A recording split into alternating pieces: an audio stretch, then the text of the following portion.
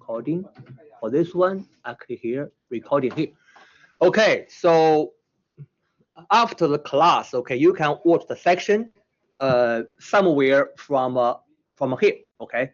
Yeah, so let me know if something's wrong here. So today we will continue our discussion for the 4302 class. So last time we stopped at this question. So let's read the question first. Therefore, the first part, read the question. In this case, we have two variables. We have L and length. They are the data shared by two processes, P1 and P2. Therefore, this one, some information about L. This one, some information about length. Therefore, if we draw the picture, what do we have here? We have two shared data. Therefore, this one, you can imagine, is our shared buffer. We have L, we have a length. Let me see.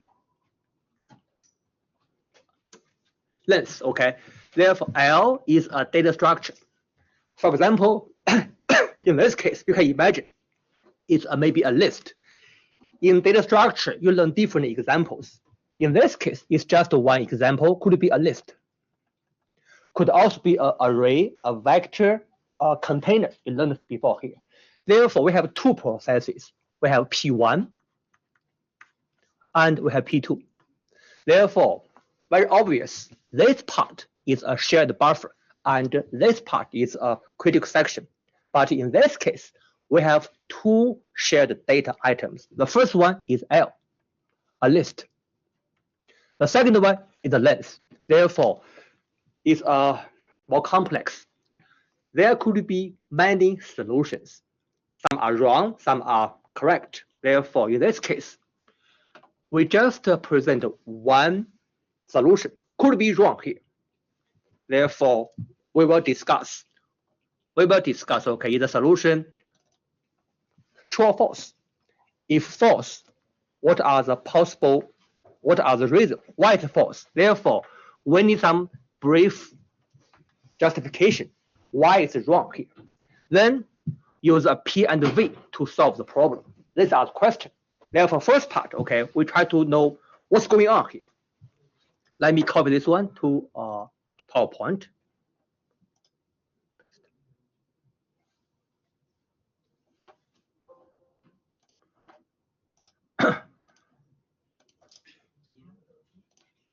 Okay, we try to discuss what's going on for the solution.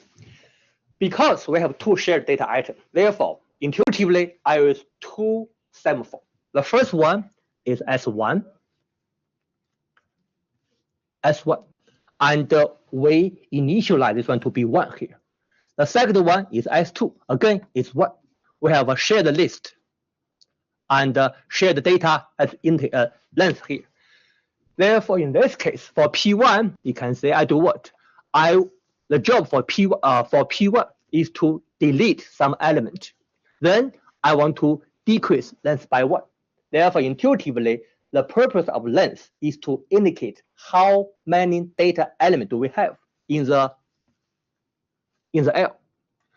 The job for P2 is what? At first, if P2 is scheduled, P2 will add some new element to the L.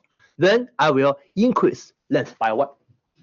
And that's a basic idea, because in the problem, you can see if P1 is scheduled, okay, if P2 scheduled here, suppose initially, okay, list is empty and the length is 0 initially. If P2 is scheduled here, P2 I will insert element. Maybe I insert 5. Therefore, length become 1 because I have one data element in L. If P2 scheduled again, I insert another element. In this case, could be maybe 8. Therefore, length become 2 here. Now, if P1 is scheduled, therefore P1 I try to delete one element, maybe 8, delete. Therefore, length become 1 here. Therefore, that's we need a coordination between P1 and P2. That's a problem. for the solution, you can see they use a P1 and V1 to protect, P2 and V2 to protect. However, if you watch the video, remember in 4302 class, there's a potential deadlock issue in the solution. Deadlock is a very serious problem in the OS. A long time ago, when Windows is something not mature here, we use computer, the machine will be dead, no response, because something bad happened in the kernel space, because deadlock. Therefore, there are many research efforts. They try to resolve issue of deadlock, and we will discuss later. But here, we just mention some basic concept, review the concept of deadlock. In this case, you can say, therefore, for solution, for here, for A, the solution is not correct. Yes or no? No. Therefore, why? We need a brief explanation. Here is my justification. If you want to show it's wrong here, you just need one example.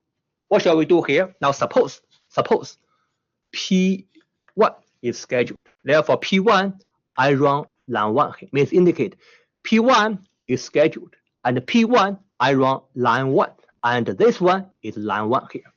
Okay? Then P1, I will run line 2. That is delete one element. Then I will run line 3. This is computation. After P1 finish line 3, we have a process schedule, context switch. It's possible to switch from P1 up to P2. That's possible. Therefore, suppose we switch to process P2 here. P2, I will run here. The first one, I will run line 8. That is line 8. Because the initial value for P2 is 1 here. Therefore, after line 8, S2 will also become a 0. Then P2, I will run line 9, line 10. Line 9, line 10 here. At this moment, we have a big problem. Why? You can see, if I run P1, the next line for P1 should be line 4. 4. This line here, line 4 here. If I run P2, the next line for P2 should be line 11. This one here. Therefore, because at this moment, both S1 and S2, they are 0. Therefore, if P1 is scheduled, P1 will be stuck at line 4 here. If P2 is scheduled, P2 will be stuck at line 11 here. No process will be able to make any further progress, no matter how you schedule P1 and P2. We cannot make any further progress. That's a deadlock issue here. No matter how you schedule P1 and P2, we cannot make any further progress. So this one is called deadlock. Okay, here we use one example to show something wrong with the solution. If you want to give more details, there's one more issue for the solution. You can see at this moment, let's inspect the data structure. We have L, we have len here. P1, I do what? I delete one element from L. In this case, you can say, suppose suppose, let me write here. In the list, suppose I have 5, 8, and for length, I have 2 here. Now, P1, I delete one element, therefore 8. Delete. It's gone here. It's gone. Now, P2, hold on, let me see. Anyway, so this one is not an issue here, okay, but anyway, so deadlock is one issue. The big issue for the solution, because different solution may have different problems, but for this part, deadlock is a most serious problem for the solution here. Is okay here? Okay. Now, second part. Then, how do we solve it? We know the reason why it's wrong. Why? In this case, you can say because we have a nested nested P operation. Why nested? For P1, I run PS1, then PS2. For P2, I run PS2, PS1. It's nested.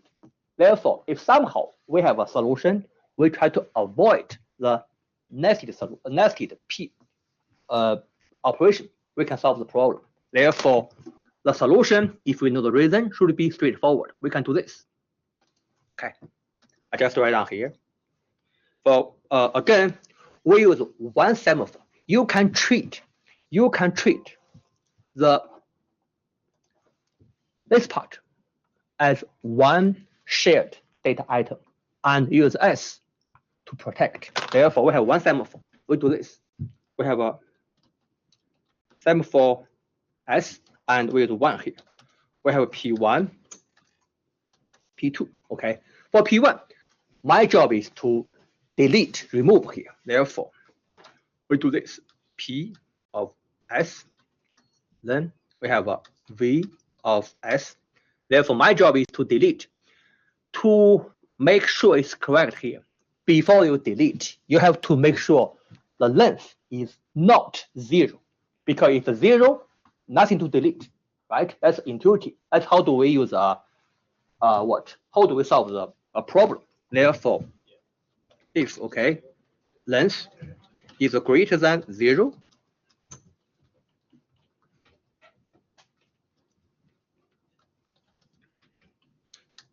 we can do this. We can do delete element from L, and we can do length decrease by 1. That's it. The same idea you can solve for the P2. I just copy this one. Just make some modification. Okay. That's for P1. For P2, I do this. Okay, I do again. It's PS. In this case, length, I can remove that because I want to add some information. Suppose. Okay, therefore, let's do this. Therefore, for this case, I just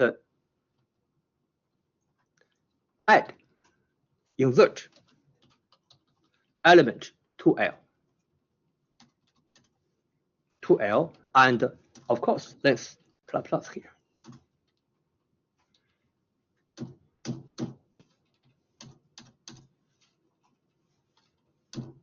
That's it. That's a basic structure to the solution. Of course, nothing is perfect. If I have more information, more requirement, suppose, I change the question. Therefore, for this case, the length, I change the question. Add one more constraint. The maximum value of length, suppose is 1000. Suppose I do that. I have more restrictions to the problem. Therefore, this part, you can only get partial credit. Why? Because when you add, you have to consider the maximum value of length. How do we do it? If length is let's say equal to 999, we do that. Because the question specifies, the possible maximum value for length is 1000. Therefore, we can only insert new data to L when the length is less than 999. Otherwise, it will overflow. That's why you need to read the question first, then answer question. The question looks familiar, but the details are different. Different question will require different solutions. Any question for this part so far? It's clear? It's okay here? For this part. Let's go to the next part. I don't save here, but it's recorded. Let's go to this one. I'll give more examples because I think the P and V are abstract and some other concept. Therefore, let me see. For this question, I'll discuss later because separate question. I will continue to discuss the concept about semaphore. You know this slide. This one is from the chapter 8. It's probably one of the most difficult slides to understand. Probably. Again, we use examples. Let's read the question first. Here is one solution. The solution is try to provide a general semaphore. So it's line 10. Therefore, this one is line 10. The question asks the details why line 10 is necessary. Again, use one example to explain. Therefore, don't write the general principle. I need one example to justify. So before we go to more details, what is the purpose of a general semaphore here? Therefore, we do this.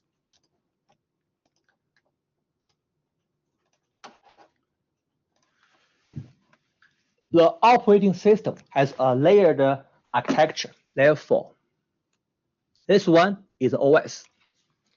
The OS will implement P and V as a semaphore and provide P and V as API. Here we have P and we have V. Sorry, this is OS. P and V here. Therefore, the user level process like P1, P2, blah blah here, they can utilize the P and V to solve the problem. The question is about how the kernel space I implement a semaphore in the kernel space. We have discussed a basic solution, if you remember here.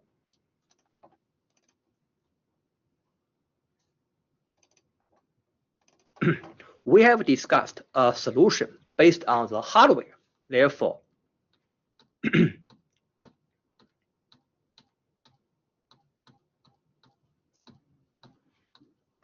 this part.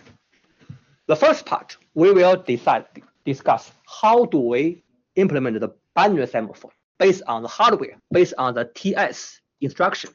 Therefore, if you go here, this one is OS based on hardware. The hardware provides test and set hardware instruction in the CPU here, hardware. Based on that, we can first provide a binary semaphore. Based on what? Based on this one here. This one is equivalent to the S is equal to 1. And this part is equivalent to the P operation. Here is only binary. Why? If you think of the concept for the S, I can only take the value of 0 or 1 here. The same idea, S, okay, is equal to true. 1 is equal to false. If I want to have the V operation, I use S is equal to false. This part is the same as a V operation. If I want to have the P operation, is a while TS of S. Why? Because if S is false, therefore TS of S is false. While false will not block the process. Why is while false? If S is true, if S is true here, therefore this S is true. Therefore TS of S is true, also true here. Here I have a while true loop. While true will block the process. Therefore, they have the same effect. So this one is how do we design and provide a binary semaphore. Okay. Based on the hardware, straightforward. Now our job to provide more application, to provide more functional application, we want to provide general semaphore. General means what? I have 0, 1, 2, 3, any positive integer. Okay, because I want to support more applications. That's why we have this solution to show that. Before we answer the question, the first part, we need to understand the basic idea of the solution here. Okay, that's why we use the example to the basic idea. Then we go to the details. Take a look at this part. What will happen here? It's less of this part. Therefore, in the high level, we provide the P and V operation. Therefore, we have P and V operation here. And we define a semaphore. In this case, it's a structure. therefore some element in the structure here. The first one is a value. This part is a value of semaphore. 0, 1, 2, depend on the user level application. Okay. The purpose of the mutex and hold is to design and implement PNV. What shall we do here? I use the example to justify the purpose of every variable. Therefore, we do this. I need a new blank slide because I want to keep everything in the new slide. Okay, and I copy this one. Hold on. Okay. I will copy this one to the slide here.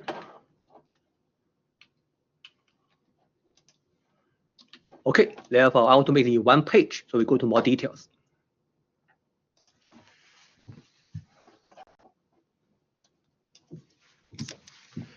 Imagine, okay. First, suppose initially the value is 2. Could it be 3, 4, depend on the user level application. Now suppose we set value to true, just as one example. Now we have one user level process arrive, and the process I invoke a P1. Therefore, the first part, P1, arrive. I want to access some shared data. I call P operation. This one means what? Process P1, I want to access some shared data. Therefore, I need to invoke P operation. Is okay here? P operation, the definition is here. Okay. Therefore, I just go line by line. First part, I run line 1. Line 1 is here. Okay. Therefore, intuitively, I run while TS of S mutex. Based on this part, you know it's a P operation. It's P operation. We just mentioned that. Okay. And we initialize mutex to be false. Therefore, the effect of line 1 is what? Because mutex is false. Therefore, TS of false, return false, and set mutex to be true. That's our definition. If you don't know what I'm talking about here,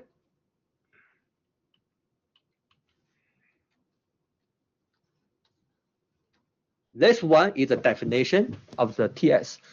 We load the value to the register in CPU, and we always set the value memory to be true here. Therefore, in this part, what do we have here?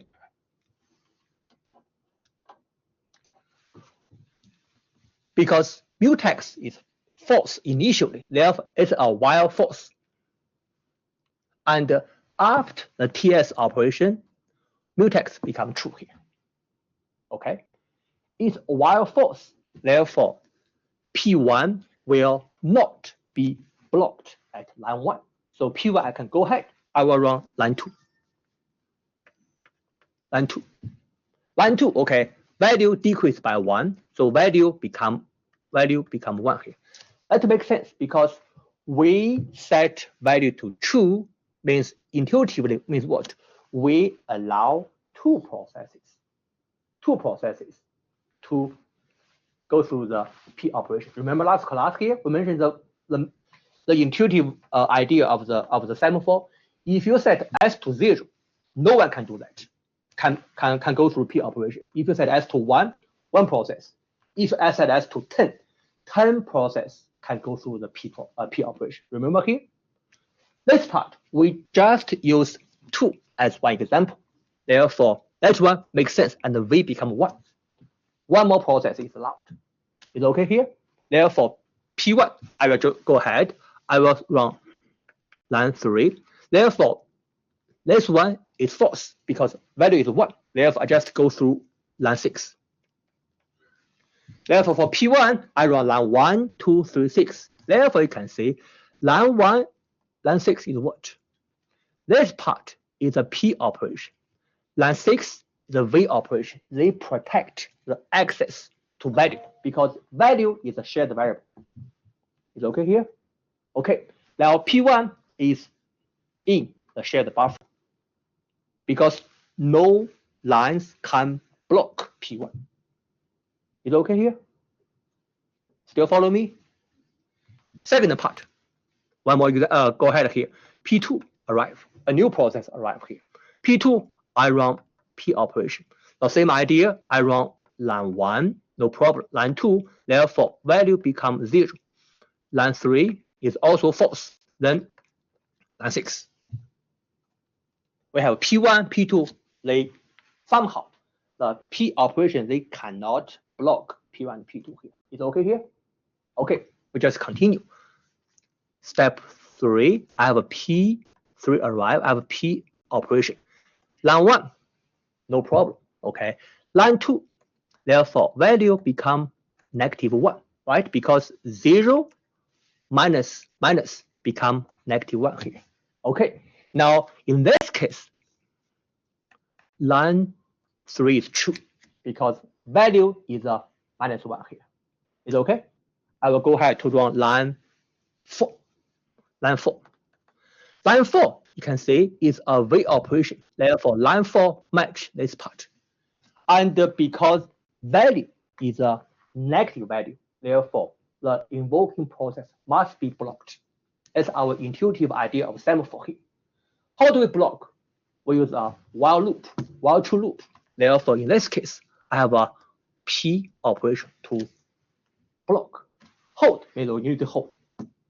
If hold is true, you need to wait. If hold is false, you can go ahead. The format we use is a while true is a P operation here. Hold is a true value. Therefore, this one is true, this one true. While true loop is what? P3 is a blocked at line 5. P3 cannot make any further progress until hold become false. Is okay here? Okay, we just continue. P4 arrive. Some reason P4 I also want to invoke P operation. Let me see if I have some question online here. Okay, yes. Okay, so good. P4 I run P operation, the same idea. P4 I run line 1, no problem. Okay. Line 2, therefore value become -2. Therefore, line 3 is also true. I run line 4, then line 5 blocked here. We have two processes. In our case, P3 and P4, they both blocked at line 5. Why? Because because value is negative value. Is okay here? Makes sense? Makes sense. Okay, right? Now, finally, we have V operation come to help. Therefore, number 5, we have P1. I finish my job. I run V operation. Therefore, V operation is defined here. Intuitively, I run V operation. Therefore, one process is released. Right? Intuitive means it's more like I release one resource. Therefore, one process is released.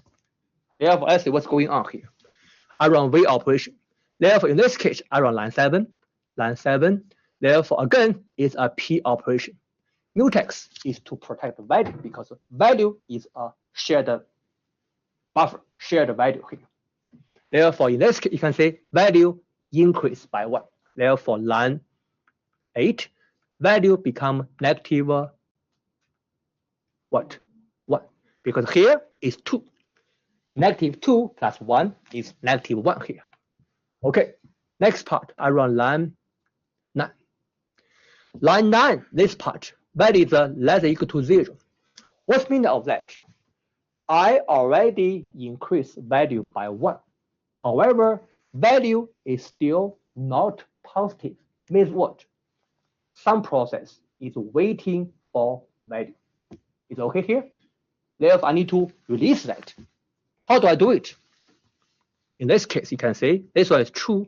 I go to, let's assume we have line 10 here. Okay, therefore line 10, I run line 10 here.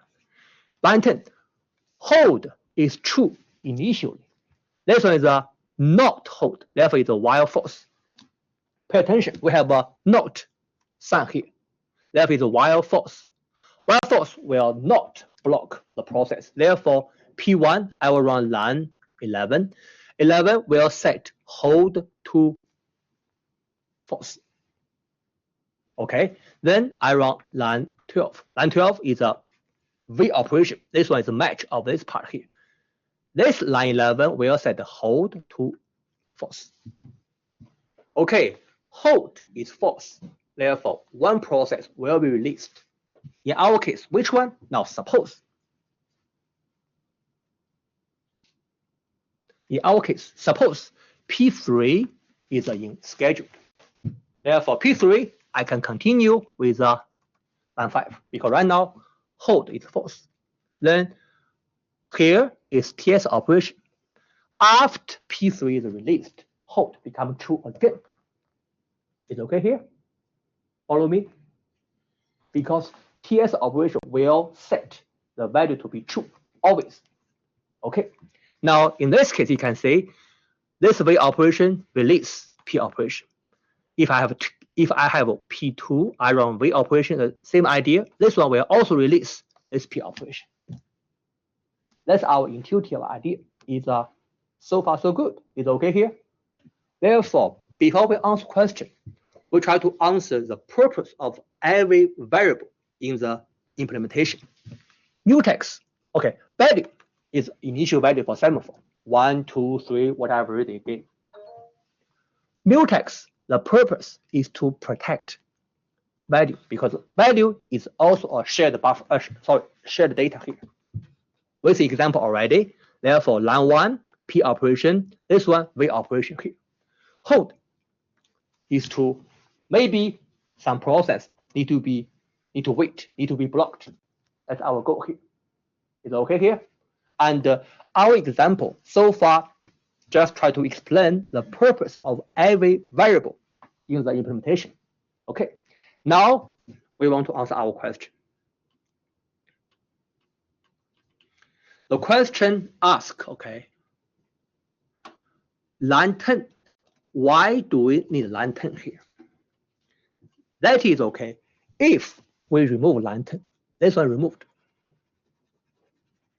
What will happen? Do we still have the solution correct or not? For this case here, I mean, again, we use example to justify here. Therefore, I use example to show why we should have line 10. Now, suppose line 10 is removed. Okay, suppose. We'll see what happens. Therefore, step 1, no problem. Step 2, no problem. 3, okay. 4, okay. 5, so far okay. Now, suppose. Step 6, I will continue here. Okay. P2, I run V operation here. We'll see what happens. I have a line 7, no problem. Okay. I have a line 8. Therefore, value become what? Becomes a 0. Because this one is a -1. Increase by 1 becomes 0. I have line 10 and line 9 still true. I go to line 11 because line 10 is removed. Therefore, hold will also become false. I run line 12 here. Okay, at this moment, now suppose P3 is scheduled. P3 will continue from line 5. It's here. Hold is false. Therefore, this one is a TS hold. TS as a hold. Therefore, this one is false. Therefore, line 5 will not block P3. Means P3, I can go ahead. After P3, I finish line 5. Hold become true or false. True here. Okay, then we'll see what's going on here. I have 2 V operations. This one is our first V operation. This one is our second V operation. However, only one process. In our example, P3 is released because hold is true. Therefore, P4 will not be released. Why? Somehow because you remove line 10 here. In summary, if we remove line 10, what will happen? We will have something like this one here. This V I write down here. This V I write down here. Maybe some many other V operation, other continuous V operation. V, whatever here. They will just release one P operation because one P is enough to make hold become true here. That's not what we want. We want what? We want VP here.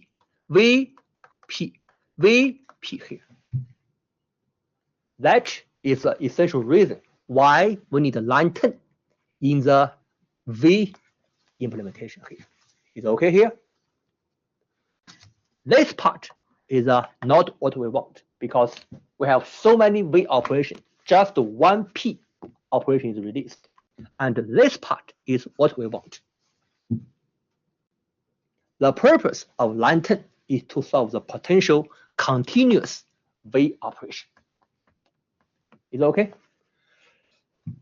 That's why, if you want to justify, use an example. And here is a detailed example to show why we need the line 10 here. Again, you need to understand what's going on. There's many concepts in this part. Okay? Any question for this part here? Is it okay, right? Is it okay? Okay, right? Okay. This one is one example video, and in the blackboard, one more example, just to try to understand the interaction among different processes here. Okay, just continue if no question. Okay, let's go to next question. This one I'll discuss later, it's separate, okay, because I have a, okay. This question is about the what? Again, we use example to show the P and V operation. The question said, okay, trace execution of the solution to the classic dining philosopher problem. So the reason I have a trace here because I want you to understand what's going on here. What's going on here? If you understand, you can answer any question based on that. And I hope the example can help you understand what's going on to the solution. Therefore, the first part, the dining philosopher problem. This is a classic problem in OS, in the system here. Therefore, this part. As one example, suppose we have 5 philosophers. Each one is a process. Therefore, you can imagine this one is a P0, P1, P2, P3, and P4 here.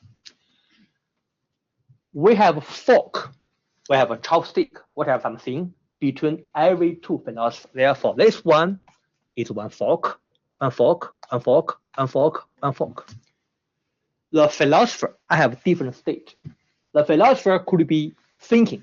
If I think, do nothing. The philosopher, I want to eat. If this guy, I want to eat, I have to be able to pick up my right fork and my left fork. Then I can eat. If this fork we call fork 0 is not available, maybe P4 I'm eating. Therefore, maybe fork 0 is used by P4. Therefore, in that case, fork 0 not available. Means P0 I'm not be able to become eating. Means every process, every philosopher, if I want to eat, I need to be able to pick up my right fork and my left fork. Then I can eat. After I finish eating, okay, I just release, put down the fork. Therefore, the fork can be used by some other philosopher. This one looks pretty easy. However, you can say, I do this. I do this. Therefore, I have a P0, philosopher 0, P1, P2, P3, and P4 here. This fork 0, fork 1, blah, blah here. Because fork, you can imagine, is a shared variable. Therefore, maybe This fork is shared by P0 and P4. This fork is shared by P3 and P2. Therefore, I use one, intuitively, I use one array of semaphore. Therefore, this one is to protect fork 0, fork 1, this one fork 4 here. For one philosopher, if I is equal to 0, that means P0. I want to eat. Therefore, I run P fork I, that's my right fork. Then P I plus 1, that's my left fork. If both forks are available, I can eat. If F0 not available, therefore means this one become 0. Therefore, process 0, P0 will be blocked at line 1 here. Straightforward. However, this one have a issue of deadlock. This one is a classic solution here. Classic.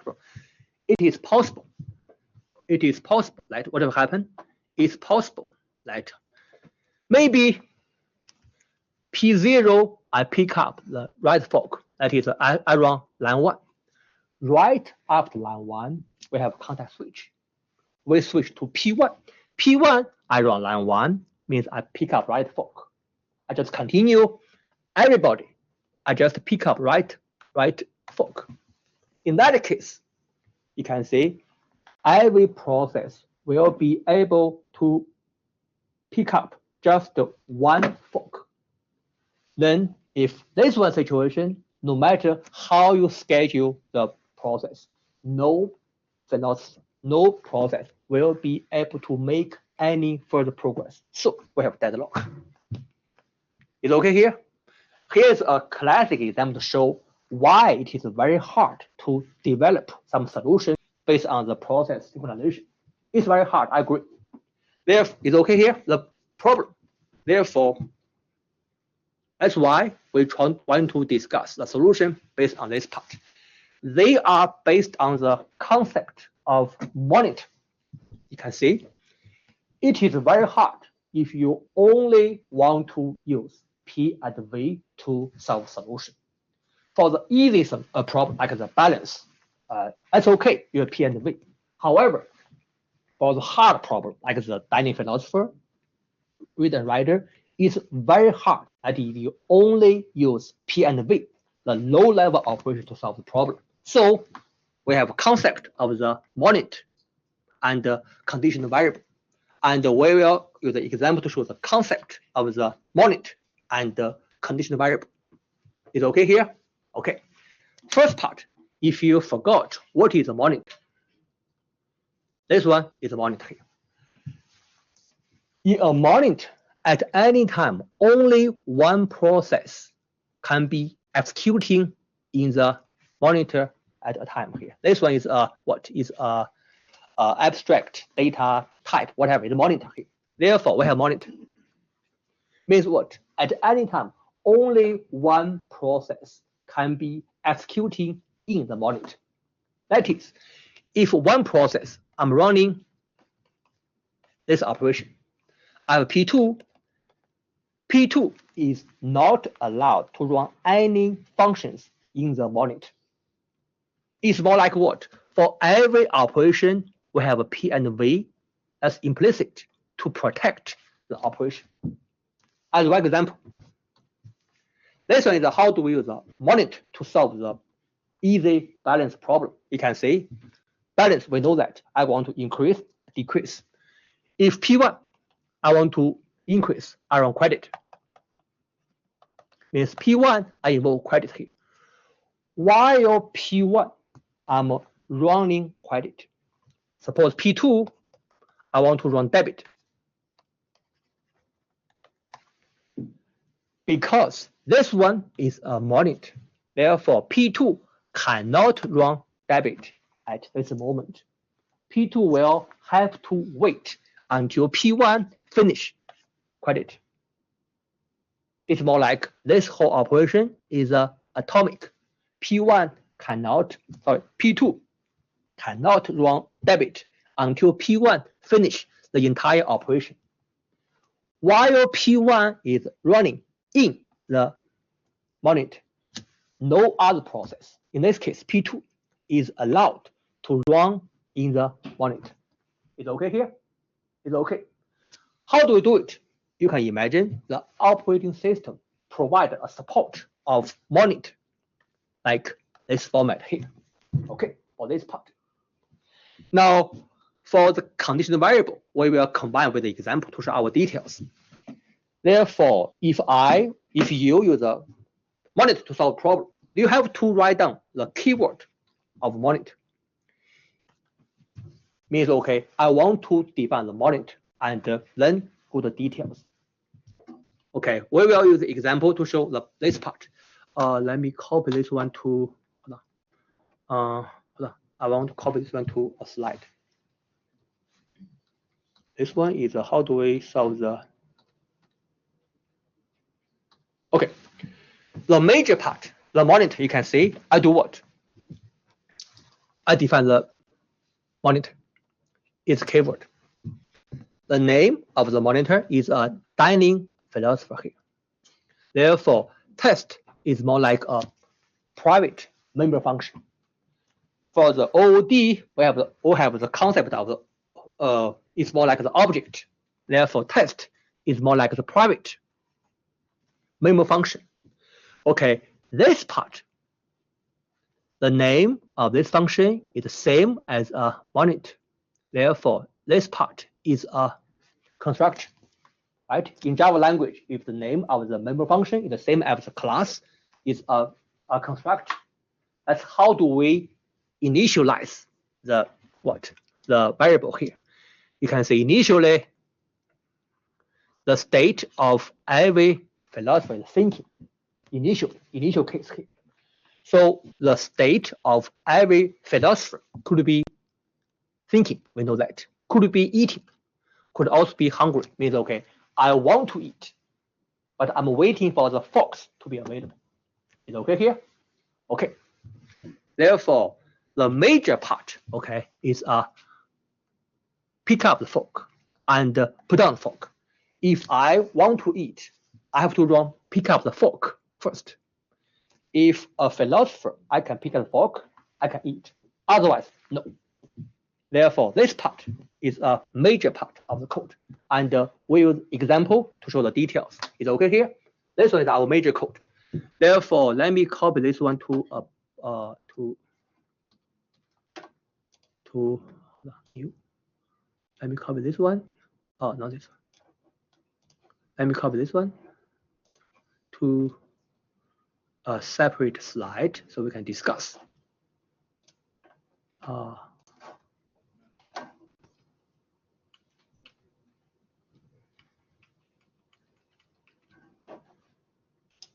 New slide.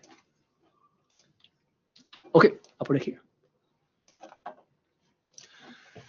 Therefore, this one is our case. We have a here, here, here, here, here. P0, philosopher 0, P1, P2, P3, and P4. Between every two philosophers, we have one fork. Therefore, I have a fork 0, fork 1, fork. I don't know how to become smaller. Yeah.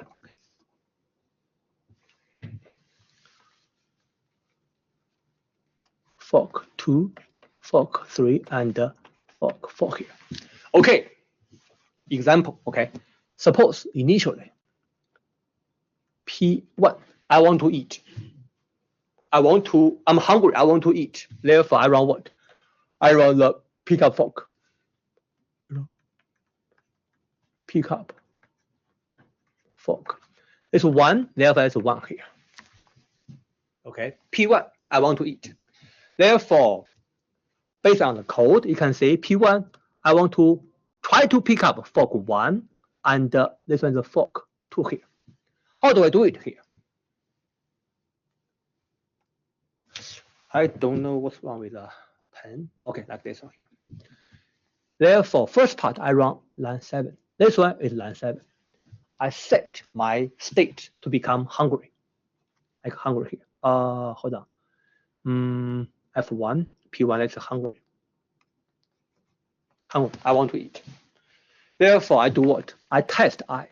In case I is equal to 1, I will test if I'm able to pick up both my right fork and left fork. Test I, we go to test I here. Therefore, I become 1. Is it okay here? Follow me? Okay. Therefore, this one, I run line 8. Line 8 is a test I. We go to line 1 here. Therefore, this one, I go to line 1. That's okay. Line 2. Line 2 is a big statement for if. Therefore, we'll see we have 3 conditions to check. First part, this one is easy. State of 1 is hungry. That's okay. State 1 is hungry because I'm hungry, I want to eat. Next part, intuitively, I want to check if P0 is eating or not. Why? Because if P0 is not eating, that means, okay, F1 is available. Right? It's okay here? Therefore, if state I, this is I minus 1, I is equal to 1, that is a state 0. Mod n, because it's a circle here.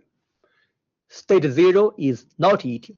In this case, P0 is what? Is thinking. Therefore, this condition is also true. This part, I is 1, so I plus 1 is 2. State of P2 is also thinking. It's also true here. It's also not eating. Therefore, true is okay for P1 to become eating. Therefore, state I1 become eating here. And self is a condition variable. The purpose is to wake up a blocked process. So far, no process is blocked. Therefore, line 4, line 5 can be ignored. We will go back to line 5 later. Okay, is it okay here? Now we go back to line 9. If state I not eating, that's false, because state 1 is eating. It's okay, right? It's okay. Now, while P1 is eating, P2, I want to eat. The same idea, P2, I run pick up fork 2 here. Is it okay here? Okay, we'll see what happens. The same idea around line 7. Line 7, state 2, this one become H is hungry here because I want to eat. I need to test the availability of 2 forks. Okay, when P1 is eating, I have this one to indicate P1, I'm using fork F1, and this one to indicate P1, I'm using fork F2 here. Okay, just for the purpose of presentation. Okay, let me see. Now, I run line 8. The same idea, I need to test the availability of forks. In this case, I become 2. I become 2 here. Therefore, I become 2. Again, 3 conditions. We'll see for line 2, the state I minus 1 state, and right here, okay. I'm talking about the line 2. Okay, that is a state I minus 1 at the state I is 2 minus 1, state 1 here. Is okay? State 1 is not eating, that's false, because state 1 we know is already eating. Means what? F2 is not available. This one is a and, because this condition is already true, false. Therefore, if should be false. Means what? Process P2 is unable to become eating. In this case, it's because fork F2 is not available. Therefore, we are done with, we cannot run line 4, line 5 because it's false. Follow me? Follow me? Okay, then we go back to line 9. If state 2 is not eating, that's true, because 2 is hungry. Is okay? Hungry means what? You want to eat. However, the fork is not available. Therefore, you have to wait. How do we put you wait? We do it with the help of the conditional variable. Okay. In this case, you can see the self to wait. What's self? Okay, let's go back to check our definition. Self is a conditional variable because we have 5 processes. Therefore, in this case, we have an array or vector of conditional variable. If you recall, what's the purpose of conditional variable? We define 3 operations to manipulate the conditional variable. Okay, the first one is wait. In our case, you can see it's right here is wait. Means what? If I call wait, means okay, the invoking process will be suspended. Means I cannot continue to run. I have to wait. I need to wait until what? I receive a signal to wake me up. In our case, means what? We have a self2, that's a conditional variable, and the P2 is suspended on this conditional variable. Is okay here? Okay, we just go ahead. I will go back to this example later here. Now,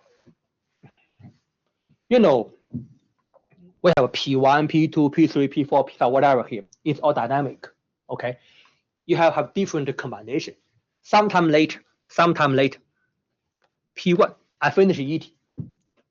Finish eating, I will run the line. I mean this one. Put down the fork. Put down the fork. I will run line 10 here. Line 10 is straightforward here. State 1 will become thinking. Therefore, this one become thinking again here. I'm done with eating. I just want to think. Now, P1 finish eating. Therefore, P1 will release fork F1 and F2 here. Means F1 and F2, they are available. Therefore, I need to test if P0 and P2, if they are waiting for F1 and F or not. Maybe they are waiting. If they are waiting, it's available. You can go ahead, right? Therefore, in our case, I will test, okay, I is 1. Therefore, I will test. This one is I minus 1, test 0. This one is test 2.